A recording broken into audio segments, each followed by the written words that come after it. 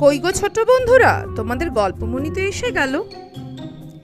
আজকের গল্প শ্রীমতী লীলা মজুমদারের ক্যাবলাকান্ত।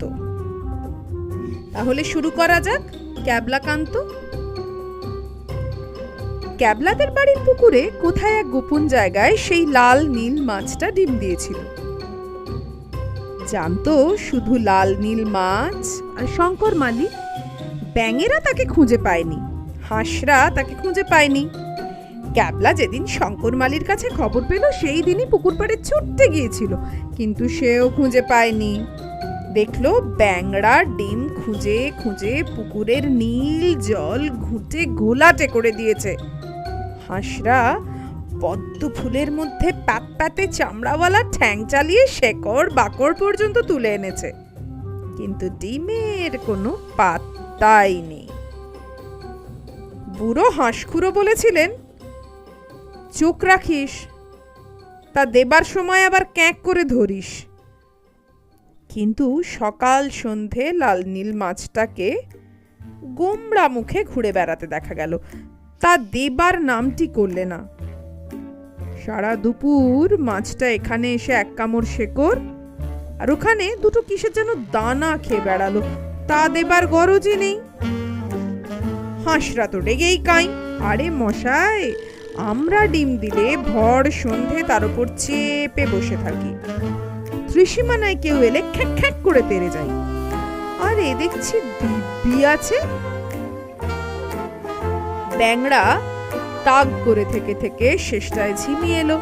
হাঁসরা মেদা মেরে গেল, ক্যাবলাও 2-3 দিন ঘুরে গেল।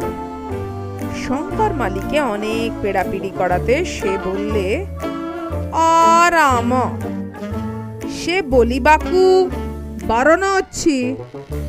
ক্যাবলা অনেকক্ষণ দাঁড়িয়ে রইল। লাল নীল মাছটা ছোট ছোট ডানিওয়ালা পোকা ধরে ধরে কপ কপ করে গিলছে। দেখলো কি মোটকা মাছ রে বাবা, পাঁজরের একটা হাড়ও গোনা যায় না। ক্যাবলার একটু দুঃখ হলো, পগাড়ের মধ্যিখানে কে জানে কোথায় ডিম ফেলে লোকটা দিব্যি মাকড়গুলো মেরে খাচ্ছে।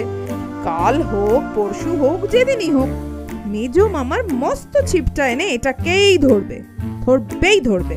বামুন দিদিকে দিয়ে দেবে, ঝোল রেঁধে খাবে, কাঁটাগুলো বিল্লিকে খাওয়াবে। এ তো গেল ক্যাবলার কথা। এদিকে লাল নীল মাছটার ভাবগতিক দেখে পুকুরের আর সবার গা জ্বলছে। শঙ্কর মালি ভাত দিলেই ও তেড়ে মেড়ে আগে ভাগে গিয়ে সাফাই করে দেয় সব। হাঁসরা সময় মতো উপস্থিতি হতে পারে না। ব্যাঙরা চেঁচিয়ে চেঁচিয়ে গলা ভেঙে ফেললে তবু সে গ্রাহ্যই করে না, ভারী অন্যায়। শেষটায় একদিন চাঁদনি রাতে লাল নীল মাছের ডিম ফুটে ছোট্ট একটা ছানা বেরোলো। শঙ্কর মালি জানতো, তাই দেখতে পেল, কিন্তু কাউকে কিচ্ছু বলল না। আর ক্যাবলা তো ছিপই পায় না, মেজো মামা সেটাকে ডাল কুত্তর মতন পাহারা দেয়। ছোট ছোট দাঁতের দাগ কারোর চোখেই পড়ল না। ব্যাঙাচিগুলোকে যে কে একা পেলেই ভয় দেখায়, ব্যাঙাচি বেচারাদের যে বোল ফোটেনি তারা বলতে পারল না। তারা কেবল দিন দিন ভয়ের চোটে আমশির মতন শুকিয়ে যেতে লাগলো। তাদের ল্যাজগুলো খসে যাবার অনেক আগেই নারকোল দড়ি হয়ে গেল। এমনি করে আরো কদিন গেল। তারপর বিকেল বেলায় ক্যাবলা ছিপ ছাড়াই পুকুর পাড়ে চললো। পথে দেখলো ওদের তাল গাছ থেকে সরসর করে কি যেন একটা নামছে। তার ঠ্যাং দুটো দড়ি দিয়ে একসঙ্গে বাঁধা, পাঁচু ধোপার গাধার মতন। তার কোমরে দুটো হাঁড়ি ঝোলানো। ক্যাবলা ভাবছিল লোকটাকে দেখে ঠিক সুবিধের মনে হচ্ছে না, শটকান দেবে কিনা।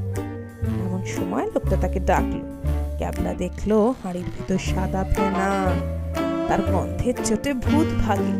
লোকটা ক্যাবলার সঙ্গে অনেক কথা বলল। লাল নীল মাছের কথা শুনে কেমন যেন ভাবুক ভাবুক হয়ে গেল।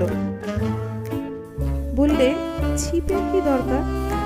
ছোটবেলায় তারা নাকি কাপড় দিয়ে কচি কচি মাছ ধরতো। এখনো ছুটির দিনে সাঁওতালরা দল বেঁধে কোপাই নদীতে মাছ ধরে।